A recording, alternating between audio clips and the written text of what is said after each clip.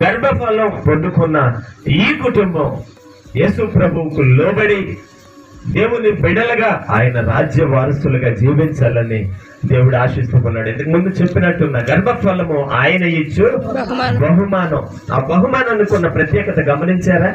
అటు ఇచ్చిన వారిని సంతోషపరిచింది, పుచ్చుకున్న వారిని సంతోషపరిచింది. మరి దేవుడు ఈ కుటుంబాన్ని ప్రేమించి 2 గర్భఫలాలను బహుమానాలను దేవుడు ఈ కుటుంబానికి ఇచ్చాడు. మరి ఇచ్చిన దేవుడిని సంతోషపెట్టాలిగా. ఇచ్చిన దేవుడు ఎప్పుడు సంతోషపడతాడు? వీరు ఆ బిడ్డలను దేవునికి ఉపయోగపడే సాధనాలుగా, దేవునికి ఇష్టమైన పాత్రలుగా వీరు పెంచినప్పుడే దేవుడు సంతోషిస్తాడు. వీరికి నేను ఇచ్చిన బహుమానాలను వీరు సక్రమంగా పెంచారు కాబట్టి వీరికి మరిన్ని ఆశీర్వాదాలు నేను ఇస్తానంటాడు. ఏమండి, మేలు పొందుకున్న మనపై బాధ్యత ఉంది. దేవునికి లోబడి జీవించవలసిన బాధ్యత.